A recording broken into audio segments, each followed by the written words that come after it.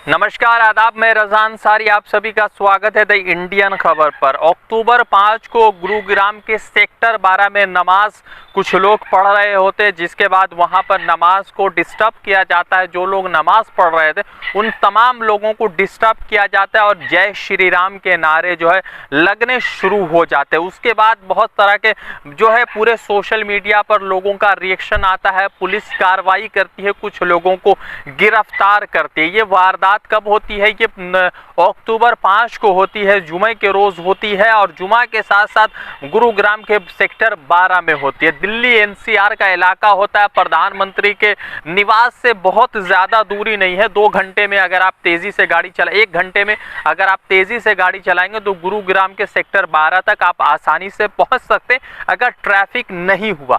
अब उस जगह पर गोवर्धन पूजा मनाया गया है, पूजा वहां पर सेलिब्रेट किया गया।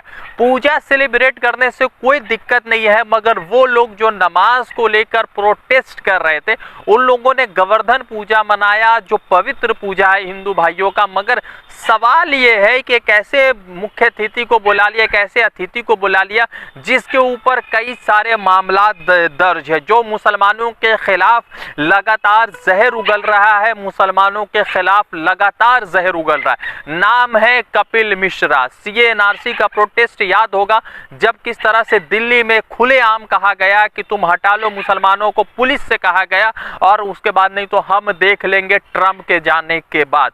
उसके बावजूद भी गिरफ्तारी हुई, फिर छूट गया। क्या कह सकते हैं, बीजेपी की सरकार है। मगर अब जो है गोवर्धन पूजा का सेलिब्रेट किया गया। पूजा सेलिब्रेट करने से कोई दिक्कत नहीं है, मगर वही लोग जो है पूजा सेलिब्रेट करने आए थे जो जय श्री राम के नारे वहां पर लगा रहे थे, जिसको लेकर एआईएमआईएम के प्रमुख असदुद्दीन ओवैसी के तरफ से जो है ट्वीट हुआ है और उन तमाम सवालों को उठाया है जो कहीं ना कहीं घटना से जुड़े हुए। असदुद्दीन ओवैसी ने एक ट्वीट किया, उस ट्वीट के जरिए असदुद्दीन ओवैसी ने जो है सारा फेसबुक पोस्ट है, माफ कीजिएगा फेसबुक पोस्ट है, उसके जरिए असदुद्दीन ओवैसी ने तमाम तरह की बात की। असदुद्दीन ओवैसी ने लिखा कि वो लोग जो गुरुग्राम में जुमे की नमाज का जो है प्रोटेस्ट कर रहे थे, वही लोग अब जो है इस पूजा का आयोजन कर रहे हैं। तो इससे ये साबित होता है कि ये लोग कितने जो है मतलब नफरत भरे हुए हैं और मुसलमानों को लेकर कितना इनके अंदर जो है दुश्वारी है, मुसलमानों को लेकर कितना नफरत है। उसमें यह कहा गया है कि हफ्ते में एक दिन अगर 15 से 20 मिनट अगर नमाज पढ़ लेता है मुसलमान, तो उससे किसी का क्या नुकसान होना है, किसी का क्या दुश्वारी होना है, किसी को क्या नुकसान सामने समझने वाला है। तो उसी को लेकर जो है असदुद्दीन ओवैसी ने ट्वीट किया है और असदुद्दीन ओवैसी ने कहा है कि इससे क्या नुकसान होना है। मगर समझने वाली बात है कि अभी एक नया ट्रेंड बन गया है, मतलब एक मेजॉरिटी मुसलमानों के खिलाफ एक नया ट्रेंड बन गया है और बीबीसी ने एक रिपोर्ट भी पब्लिश किया इस तमाम तरह के दंगे को लेकर कि किस तरह से उत्तर प्रदेश चुनाव से पहले जो है मुसलमानों के खिलाफ दंगे भड़कने शुरू हो जाते और दंगे जो ज्यादा होते उसमें उत्तर प्रदेश जो है सबसे अव्वल नंबर पर। अब आपको बताते हैं कि ये जो गोवर्धन पूजा का आयोजन किया गया था, ये जो है संयुक्त हिंदी संघर्ष समिति की तरफ से किया गया था। संयुक्त हिंदू संघर्ष समिति की तरफ से किया गया था और इसके साथ ही साथ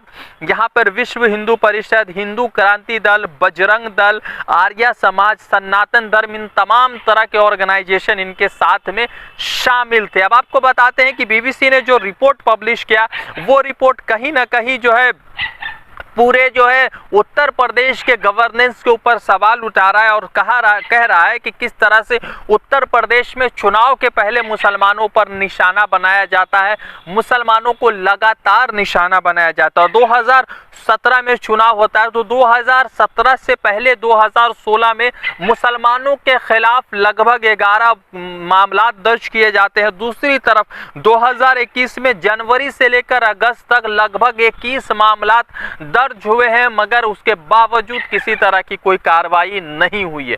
समझना ये होगा कि किस तरह से ये जो पूजा के नाम पर और नमाज के नाम पर जो लोग कुछ भी आकर जय श्री राम के नारे लगाते हैं, नारे से कोई अवैध नहीं है, नारे से किसी तरह का कोई परहेज नहीं है, मगर क्या किसी के साथ खलल करना या किसी के इबादत, किसी के फेथ, किसी के आस्था को ठेस पहुंचाना हमारा संविधान क्या इसकी इजाज़त देता है? तो संविधान बिल्कुल इजाज़त नहीं देता है। मगर भारतीय जनता पार्टी लग रहा है शायद इजाज़त दे रही है।